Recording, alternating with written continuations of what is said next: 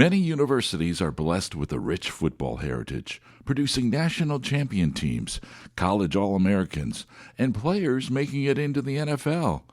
This, too, is our legacy. Titan football is a marvelous story of a winning football program that lasted for 68 years. It all began in 1896, when the university was just 19 years old and still known as Detroit College. A young Jesuit professor named Father William Robeson, who was a standout football player himself at St. Louis College, saw considerable talent in the loosely organized football teams on campus. With permission from his Jesuit superiors, Father Robeson organized the first football team and became its first coach. The players on the team had to provide their own equipment, uniforms, and cleats. Football at the time was more like the game of rugby, very rough, with vague rules and grossly insufficient padding. As head coach, Robeson didn't have the benefit of being in a formal league or conference. He had to find teams to play and organize a schedule, and finished 5-2. For 4 seasons, Father Robeson would lead his red and white team, then known as the Tigers, to a 16-4 record.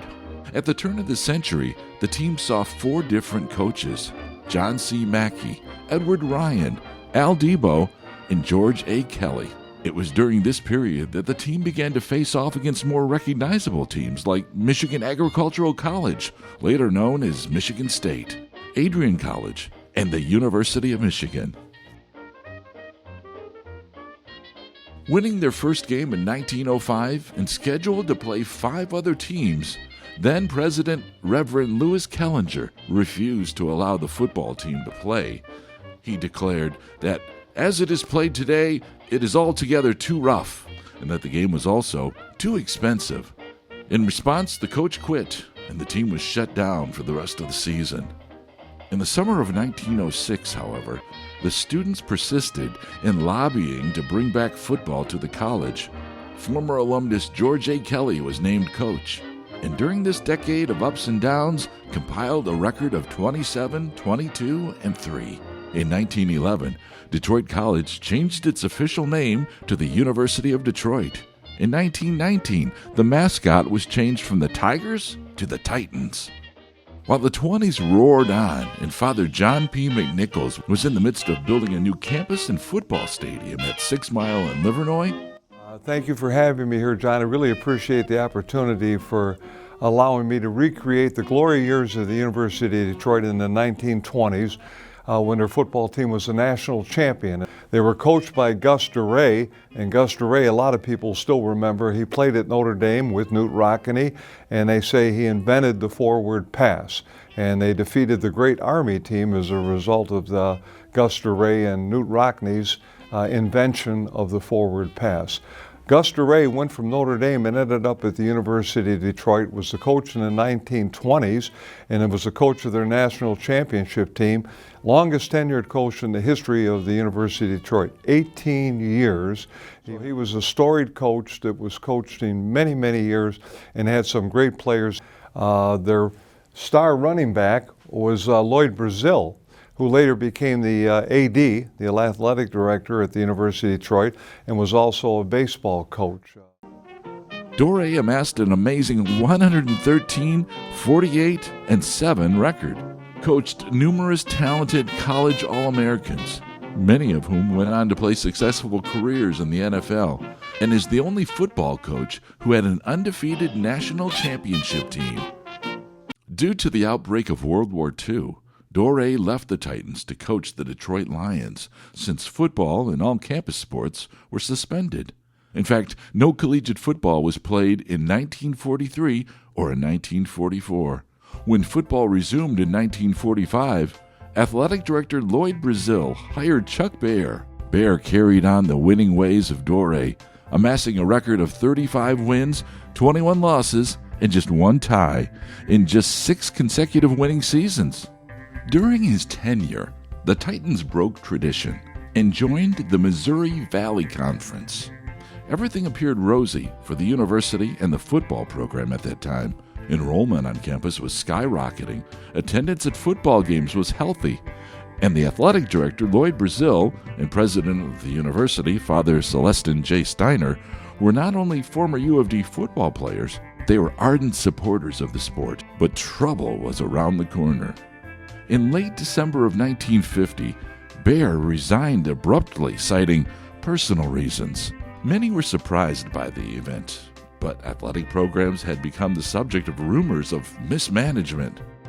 Father Steiner promptly appointed a committee to investigate and make recommendations about the university's entire athletic program. Coach Jim Miller arrived in 1959 and put together an 18-10-0 record after 3 seasons. He had talented teams with 6 future NFL players, including Bruce Maher, who led the team in rushing and scoring. Maher would play 8 years with the Detroit Lions and 2 years with the New York Giants. Looking for a new head coach in 1962, they promoted backfield coach John Idzik. Upon his hiring, he was told that if the school didn't improve at the box office, the team would have to disband. Over his 3 seasons as head coach, his overall record was a dismal 6-21-1, the worst record in 6 decades. Finishing their last game at Boston College on the road against their old coach, Jim Miller, President Lawrence Britt announced just 9 days later on November 30th, 1964, that the Titan football program would be discontinued. Yeah, it was shocking news.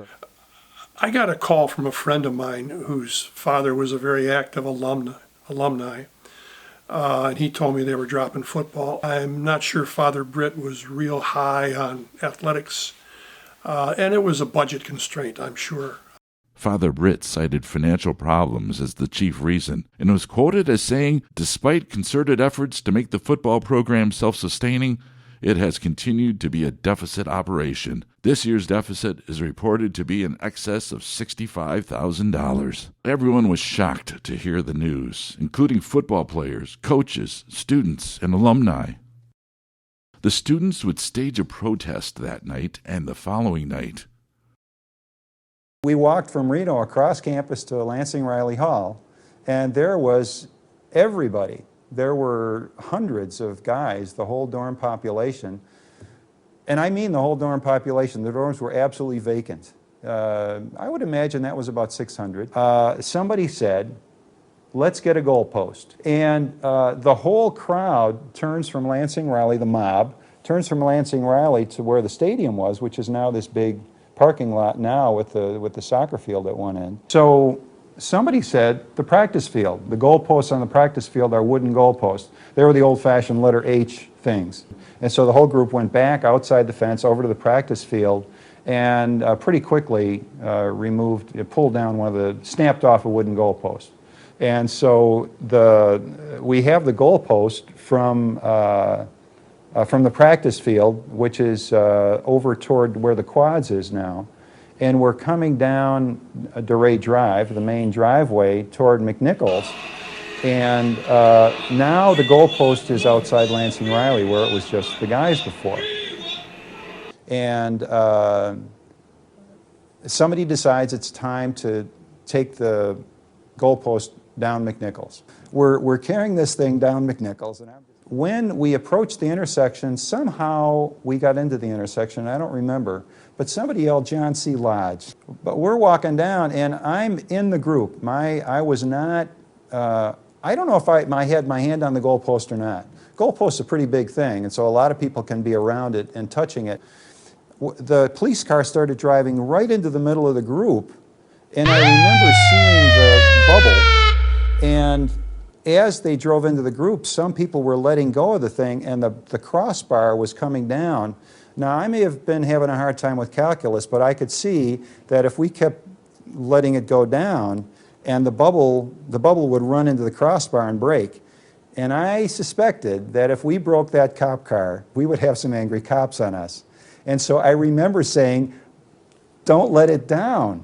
And and I yelled, don't let it down. And as soon as I did, I felt an arm go behind my back, and I looked down and I saw these shiny boots, and I got spun around, and there was this black car, and this gloved hand shoved my head down and into the back seat.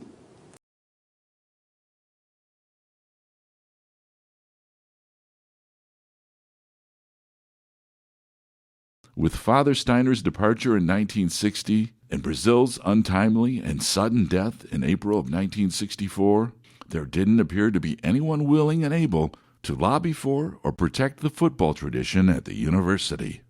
Look at the facts. I mean, look at college football today. Look at the big programs. Look at the size of the stadiums. Look at the budgets that they have, millions and millions of dollars. You know, coaches making $4 or $5 million. I think to pick up and start all over again at this point in time historically is an impossibility.